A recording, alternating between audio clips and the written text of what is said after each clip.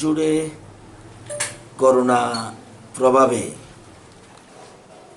বিভিন্ন রকম অসুবিধার সম্মুখীন হয়েছে সারা বিশ্বের মানুষ, দেশের মানুষ এবং রাজ্যের মানুষ।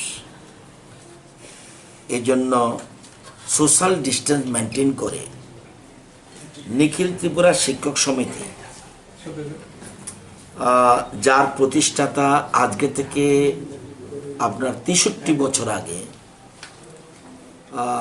বিশিষ্ট শিক্ষাবিদ এবং বর্ণময় চরিত্র, এমনকি রাজনীতিবিদ, সমাজসেবী, এমনকি আমি দেখেছি, আমি যখন বিধানসভার বিরোধী দলের নেতা ছিলাম এবং সদস্য ছিলাম, তখন ওনার কাছ থেকে অনেকে শিখেছি।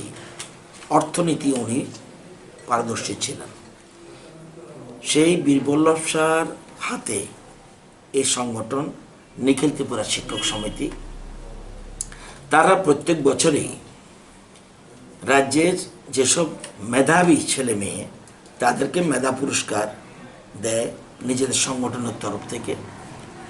তো এবছর যেহেতু বিভিন্ন অসুবিধার সম্মুখীন, ওনারা চেয়েছিল ওনাদের একটা অনুষ্ঠান করে হল করে করার জন্য। আমি বলছি না, এটা সম্ভব নয়।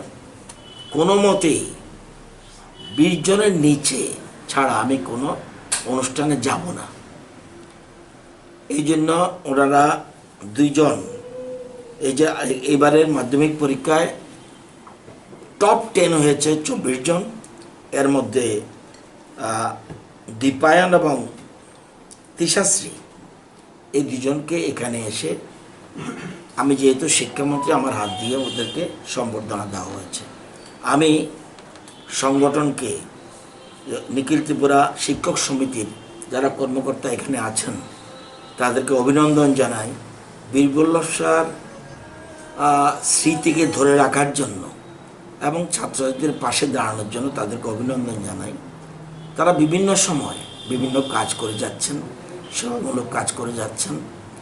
এবং আজকে যদি বীরবল্লভ সাহেব বেঁচে থাকতো খুব খুশি হতেন। উনি চিরদিন বাম বিরোধী আন্দোলনে অংশ নিয়েছিলেন এবং আজকে সবকা সাথ সবকা বিকাশ যে চিন্তাধারায় দেশের প্রধানমন্ত্রী চলছে, আজকে দেখতো যে বিপ্লবজির নেতৃত্বে রাজ্যে একটা অবাম আর বিজেপির নেতৃত্বে একটা সরকার হয়েছে, উনি খুব খুশি হতেন। আমি যারা মেধাবী, দীপায়ন, তিশাশ্রী, তাদেরকে বলবো প্রকৃত মানুষ হওয়ার জন্য অনেক বড় বড় নীতি, বড় বড় উচ্চ উচ্চ নীতি রয়েছে, কিন্তু দরকার হলো ব্যক্তি যদি ভালো হয়, মানুষ যদি ব্যক্তিকে পছন্দ করে তার কথা দাঁড়িয়ে দাঁড়িয়ে শুনবে। যদি ব্যক্তি অপছন্দ হয়, সে ভালো কথা বললেও কেউ শুনবে না। সেজন্য সেই চিন্তা করেই মানুষের সাথে সেরকম ব্যবহার করতে হবে।